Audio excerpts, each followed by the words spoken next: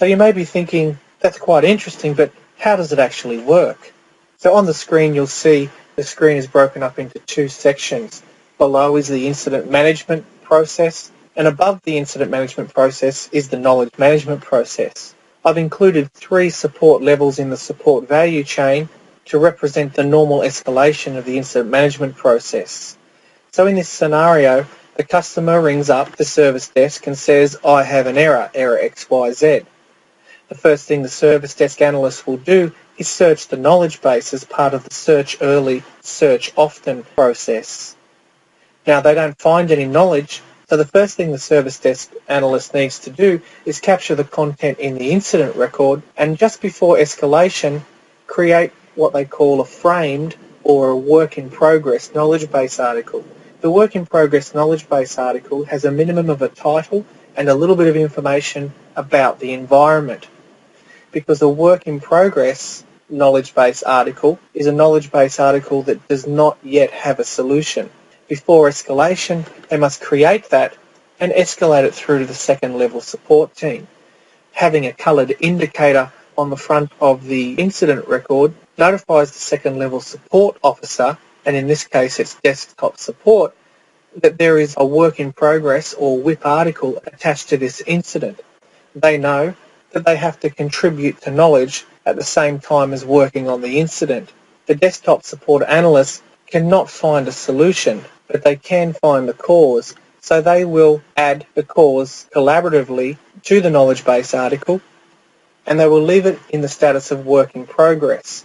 The desktop support analysts realise this issue occurs due to conflicting network drive folder permissions in different domains.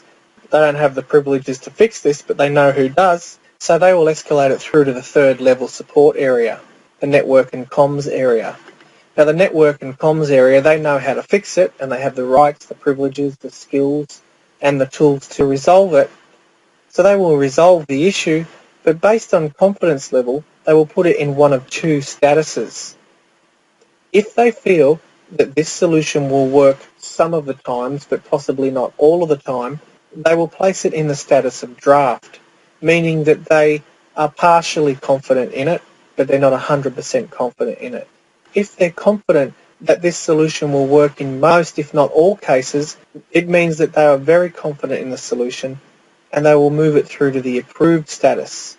You see, in traditional knowledge management circles, the status represents what knowledge articles can be seen by whom, but in KCS, all statuses can be seen by all people in the support network. In KCS, the status represents the level of confidence rather than visibility. If someone in the support value chain reviews a knowledge article that is in the status of WIP, a work in progress knowledge article, this means that to date there are no known solutions to this issue.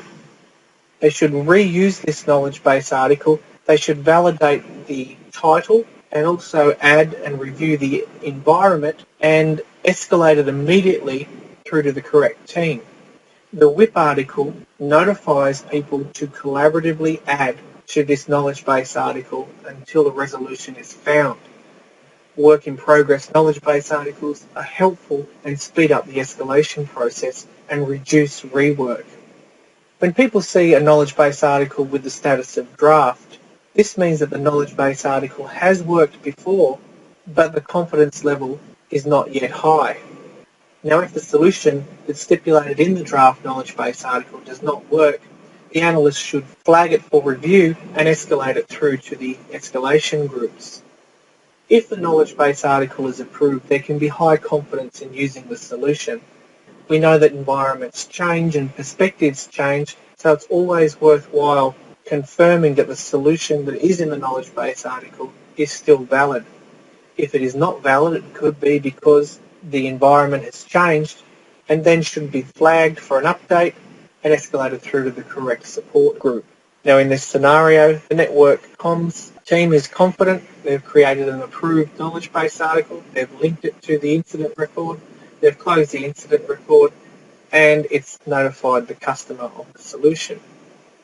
Now the next time a different customer rings with the same issue, First thing the service desk analyst does is search early and search often, and immediately we have found an approved Knowledgebase article and we've solved it on the first contact.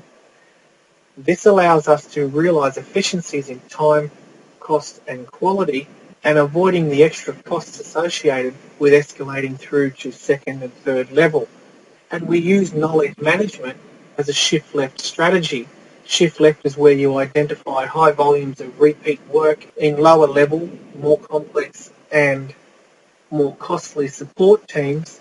We identify them and we move them one step closer to the customer. So level 3 could move it through to level 2 or level 1, and level 2 likewise to level 1. Now eventually you'll get to the point where you'll have enough knowledge being resolved at first level, then you can move it directly to level 0, being online self-service. So then customers can provide their own support 24/7. Customers will use the self-help knowledge base to solve their own issues. This will increase customer success, increase support deflection, and reduce support costs.